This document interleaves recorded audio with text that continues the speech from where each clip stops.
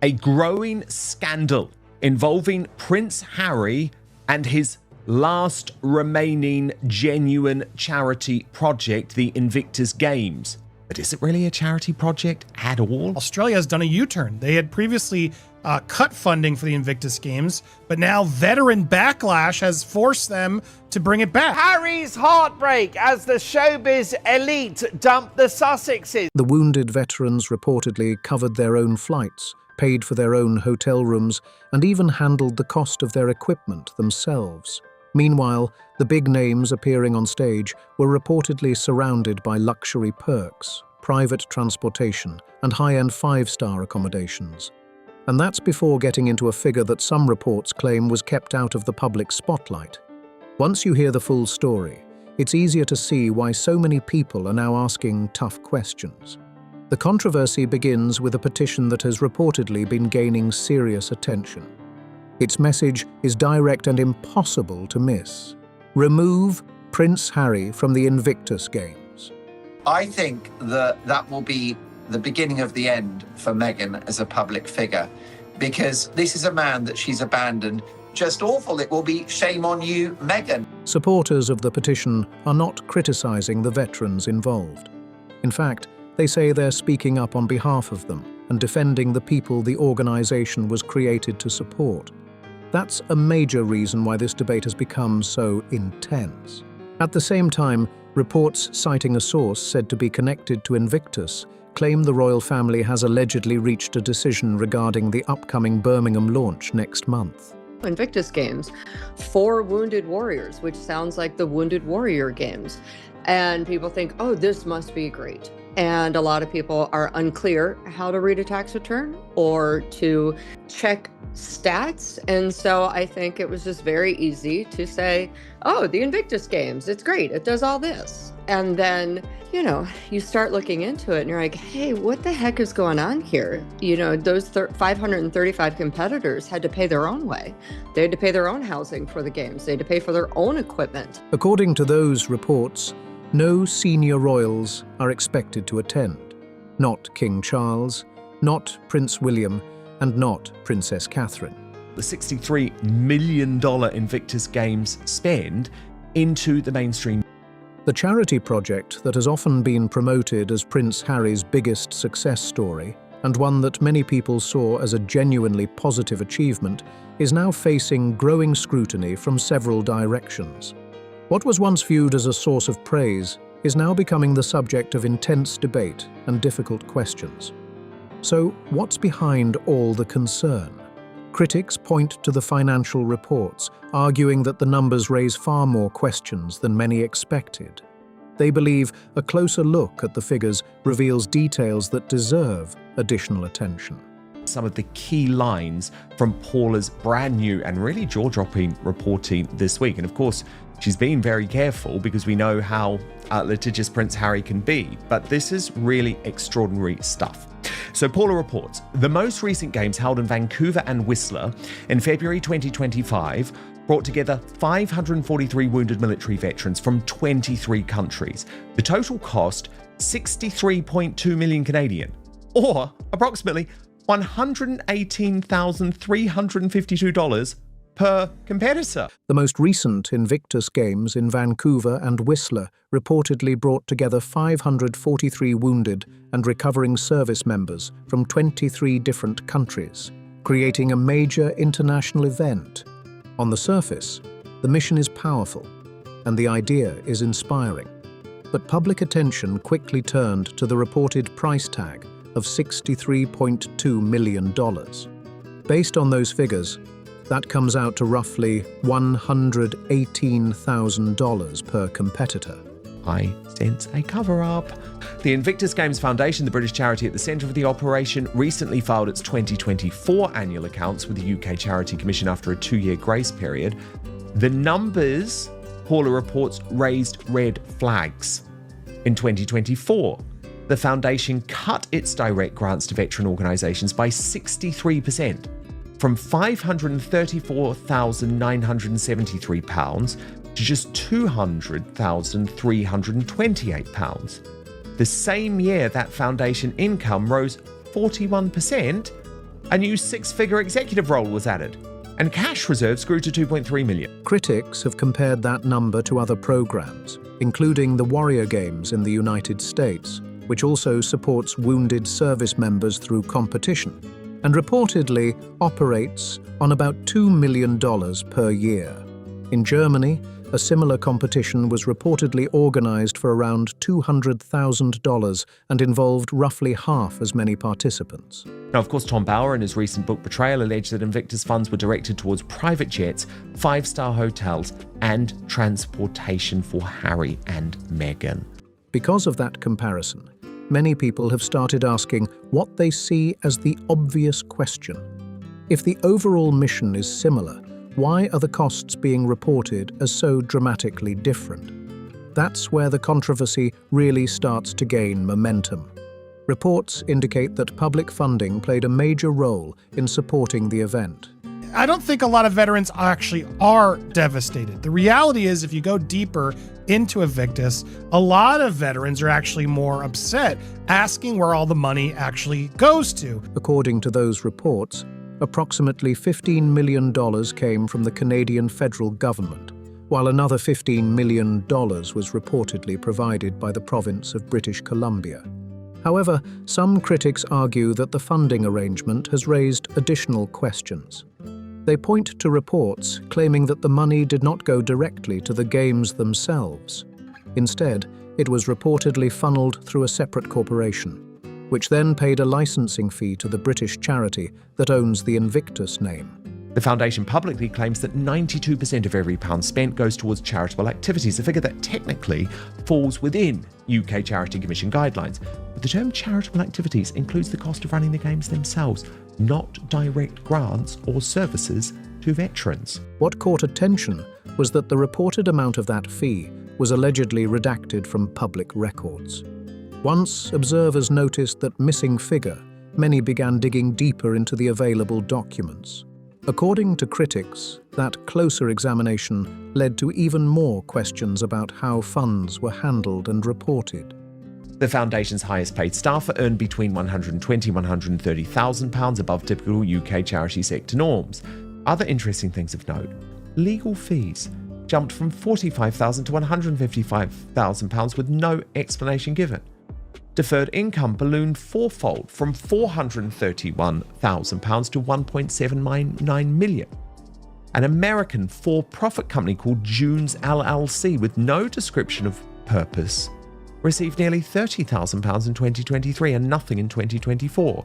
And the same filing contains two different company registration numbers, one on the cover page, another on the balance sheet. When the British Foundation later filed its 2024 accounts, reportedly after being granted extra time to do so, watchers and commentators immediately started reviewing the numbers in greater detail, looking for answers and trying to understand the full picture.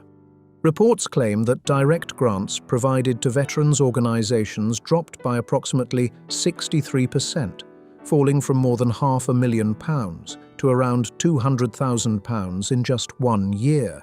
Harry and Meghan came in for 10 minutes for an adoring love shot. And of course, Meghan kissed Harry. And it looked like it was good and full. It wasn't. So I think the public interest is waning. And also in this time of economic disparity, people really want to know where their money is going to.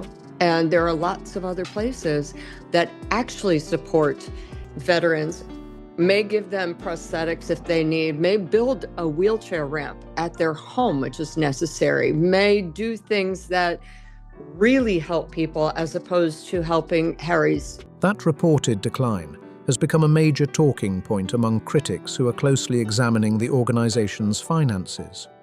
At the same time, reports indicate that foundation income increased by more than 40%. According to those reports, a new executive position with a six-figure salary was added, while cash reserves reportedly climbed past the £2 million mark.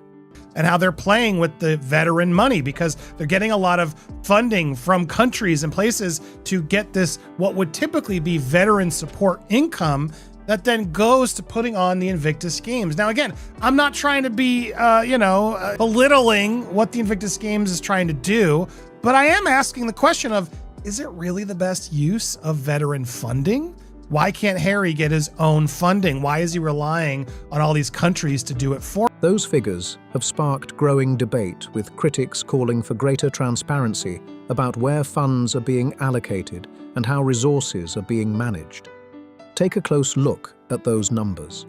Critics reviewing the reports argue that the financial picture raises questions that are difficult to dismiss.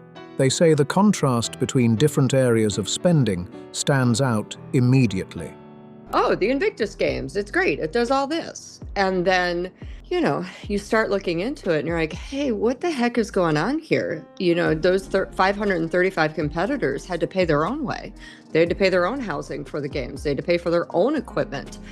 And Harry and Meghan got a really nice vacation out of it, with lots of adorational speeches and clapping and crowds gathered for them. According to those critics, the same period reportedly saw funding directed toward veterans organizations decrease, while administrative and operational costs appeared to trend upward.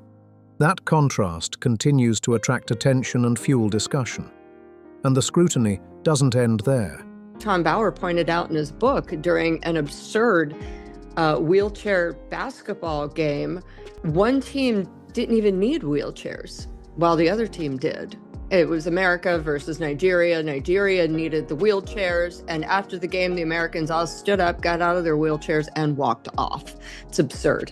But also, there was no one in attendance. Reports also indicate that legal fees rose from roughly £45,000 to around £155,000 in a single year, a jump that critics say came with little public explanation attached to it. Another issue that has generated discussion involves an American for-profit company that reportedly received nearly £30,000. Some observers claim that the financial filings provided very little information about the company's specific role, responsibilities, or the services it was hired to provide. That lack of detail has led to more questions from people already scrutinizing the reports. Yeah, Australia has done a U-turn. They had previously cut funding for the Invictus Games, but now veteran Backlash has forced them to bring it back. But I want to break this down because I'm not buying it, okay? Australian government has reversed its decision to cut funding for Prince Harry's Invictus Australia charity, with Veterans Affairs Minister Matt Keogh announcing that federal support will continue for another 3 years. As part of establishing the new veterans and families' well-being, we're transitioning funding for broader well-being support. Sounds wise. To the veteran community, to that new agency, as we transition in order to maintain continuity and certainty of support services for our veteran community. We're providing another 3 years of funding to. Then comes a detail that has attracted major attention online. According to reports, the accounts appear to display two different company registration numbers, one listed on the cover and another shown on the balance sheet. So it was really odd, but I do think that people are starting to cotton on. Again, when we look at the numbers of corporate sponsors lining up for Birmingham, there really aren't that many, and we don't know who they are. Only 11. Now, Boeing has, I believe, cut ties. I am doing that story for News Nation. It'll come out later today about how Boeing was the huge sponsor. The contract has ended, and they are not re-signing. That detail quickly became a hot topic among commentators and critics examining the documents. Critics immediately focused on the discrepancy.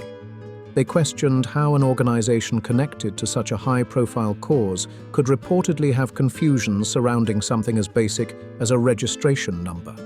Whether it turns out to be a simple administrative mistake or something entirely different, the issue became yet another point of discussion in an already growing controversy. According to tax returns on file, the public picked up half the tab for Vancouver, with the Canadian federal government contributing $15 million through the Veterans Affairs Canada, and the province of British Columbia contributing another $15 million through its Ministry of Tourism, Arts and Sport. The remaining funds came from approximately 40 corporate partners and about $2.6 million in individual donations. Crucially, that public money didn't flow directly to the games.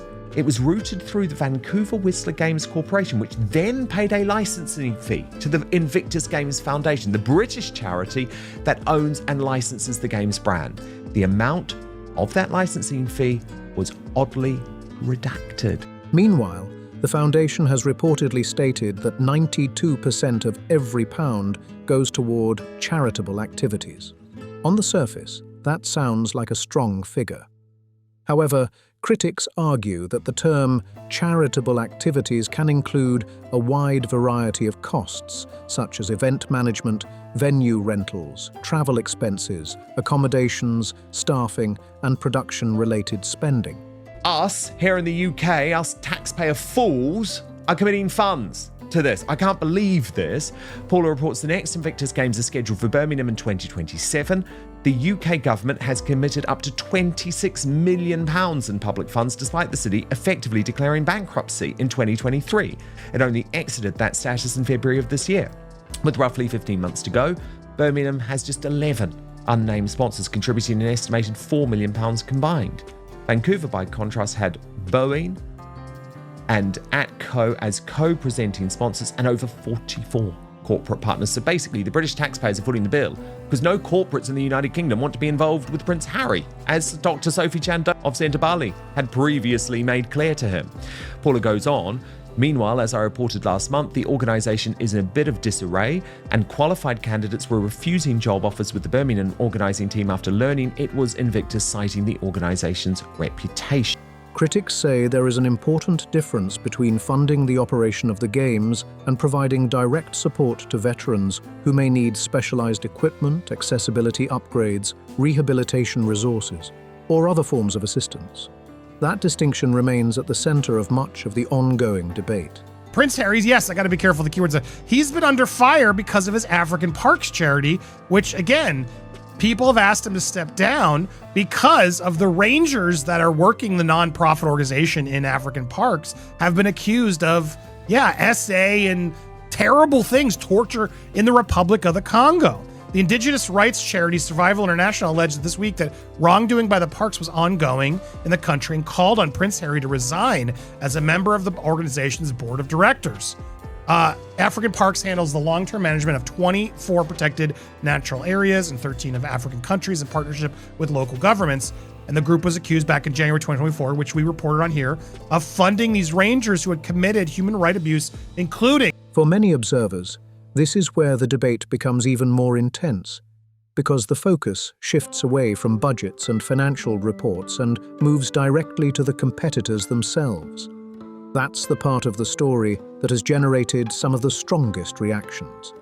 Reports have circulated claiming that many wounded and recovering veterans who participated in the event covered expenses such as travel, lodging, and equipment through their own arrangements, fundraising efforts, or support networks. For comparison, the US Warrior Games, a similar competition for wounded American service members, runs on roughly $2 million a year. Germany's Invictus-style competition costs about $200,000 and involves half as many participants. The public's taxes footed a portion of the bill. Those claims have become a major talking point among critics and supporters alike. Critics argue that this image has struck a nerve with people who expected participants to receive more direct support. At the same time, Prince Harry and Meghan have faced scrutiny over reports describing luxury travel, upscale accommodations, and costly wardrobes connected to public appearances. One estimate frequently discussed online suggested Meghan's clothing expenses totaled approximately $180,000. Although those figures have been widely debated and disputed. Critics often compare those reports with the personal sacrifices made by veterans attending the event. Really was the fact, again, that this is, I think, where Harry is struggling.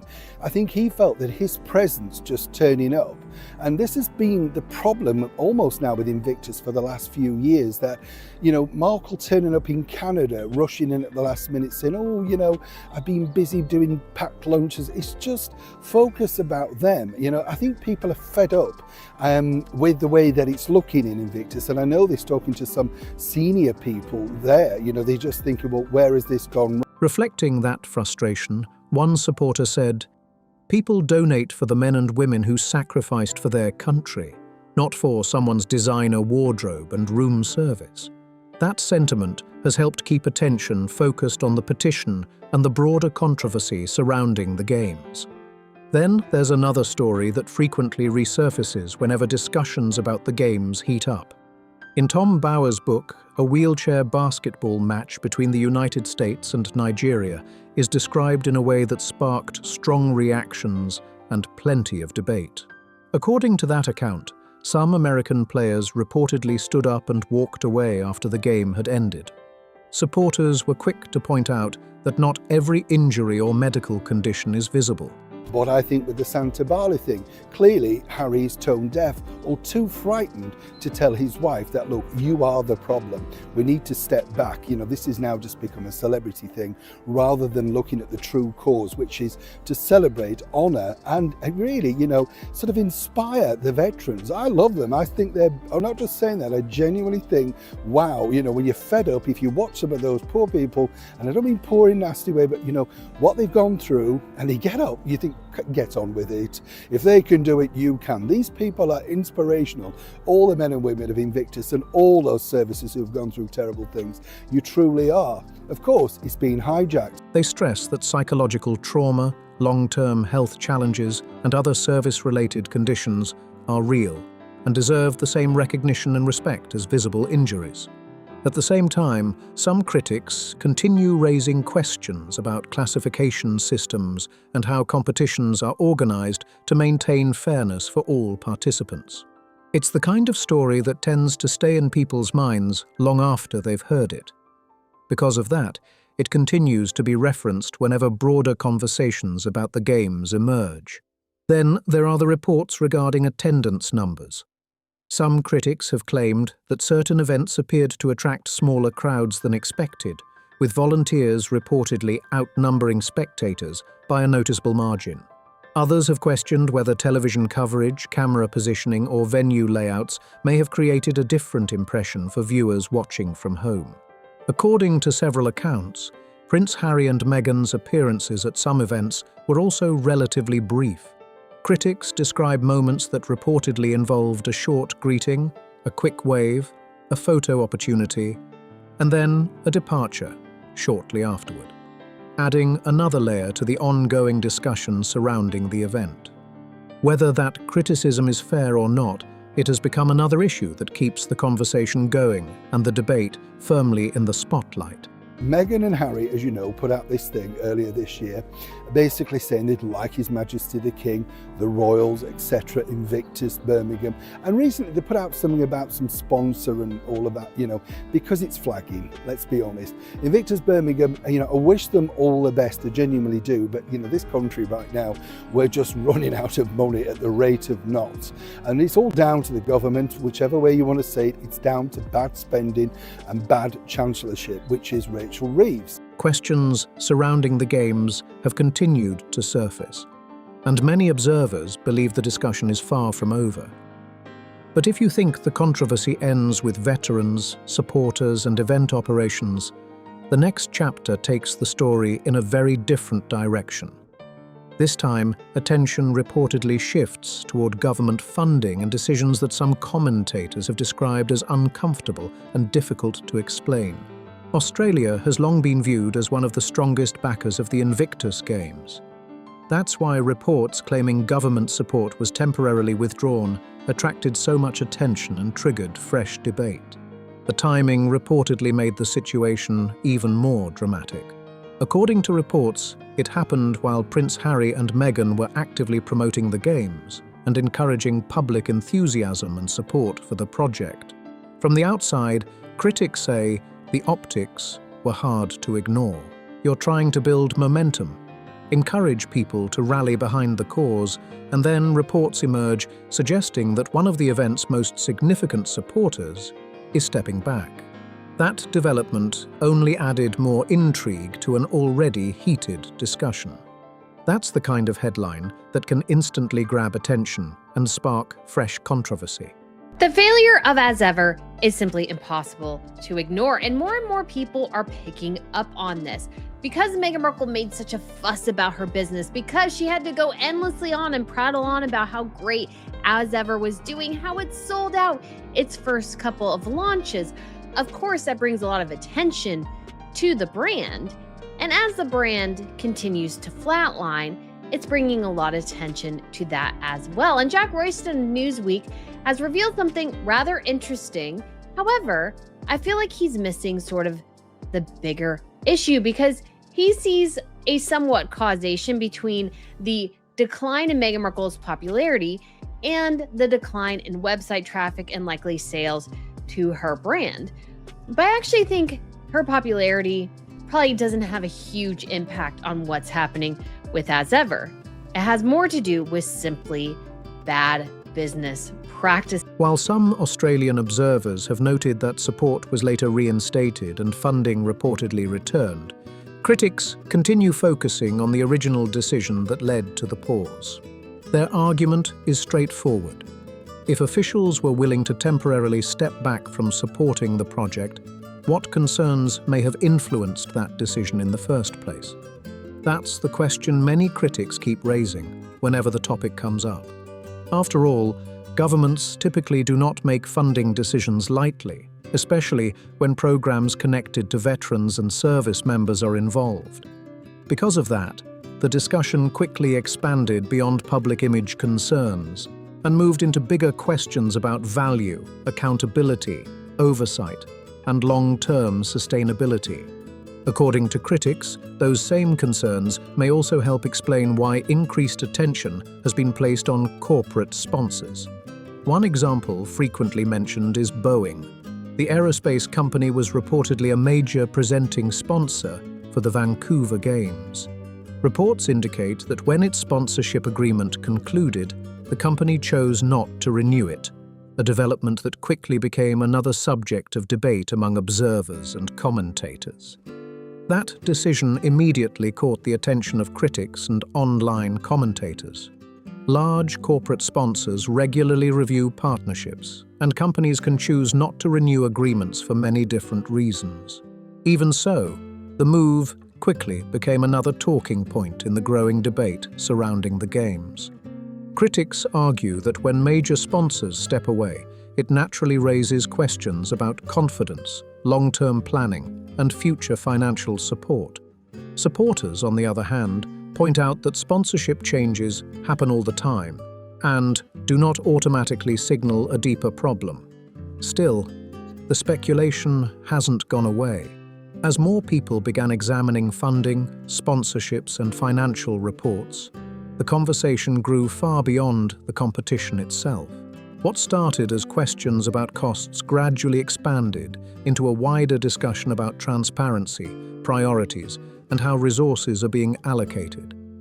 And that's exactly why the pressure continues to build. With petitions gaining attention, financial figures being scrutinized, and sponsorship decisions facing renewed interest, critics say the spotlight on Invictus is now brighter than ever before.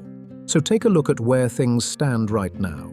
The petition continues to attract attention. Reports suggest senior royals are expected to keep their distance, and questions surrounding funding, sponsorships, and the long-term direction of the Invictus Games remain part of the ongoing discussion.